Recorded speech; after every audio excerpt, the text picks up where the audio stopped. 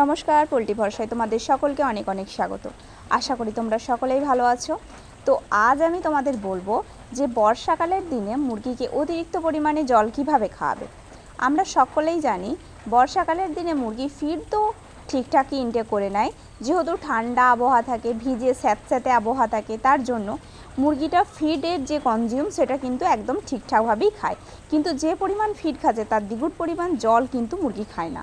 আর দ্বিগুণ পরিমাণ জল যদি না খায়, মুরগির শরীরে জল এবং ফিডের ব্যালেন্স যদি ঠিকঠাক না হয়, সেক্ষেত্রে মুরগির গ্রোথ যেমন একটা বাধাপ্রাপ্ত হয়, ঠিক তেমনই মুরগির জল কম খাওয়ার কারণে মুরগির ইকোলাই থেকে শুরু করে কিডনির সমস্যা, এই জাতীয় সমস্যাগুলো কিন্তু ফার্মে আসতে থাকে।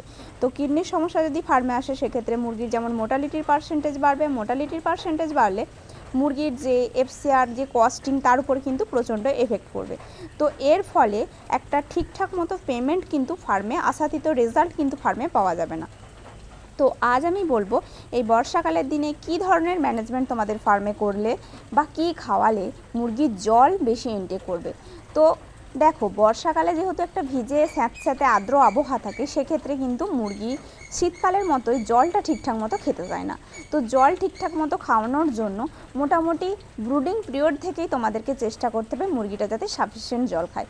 আর তার জন্য দুপুরের দিকে যে জল দিচ্ছ, সেই জলের মধ্যে যদি তোমরা 250 গ্রাম, ছোটোর দিকে যখন জল দেবে 1000 মুরগিতে, যদি ছোটো বয়সে দাও, 4 দিন 5 দিন বয়স থেকে দাও, তাহলে 1000 মুরগিতে 250 গ্রাম হিসেবে চিনি এবং তার সাথে অল্প একটু নুন দিতেও পারো বা নাও দিতে পারো। তো শুধু চিনি জলও দিতে পারো। তো দুপুরের দিকে চিনি জলটা দিলে, বা যদি অতিরিক্ত গরম থাকে, 10-12 দিন বয়সের পর দিচ্ছ মুরগিটাকে জল, তাহলে সেক্ষেত্রে আমি বলবো 500 গ্রাম চিনি দাও।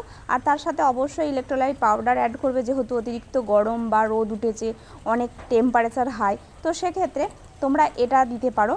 আর যেহেতু বর্ষাকালে হঠাৎ হঠাৎ গরম, হঠাৎ হঠাৎ বৃষ্টি শুরু হয়ে যায়, তো এই ঠান্ডা গরম একটা দুমেশলা আবহাওয়ার জন্য ঠান্ডা লাগারও মুরগির টেন্ডেন্সি থাকে।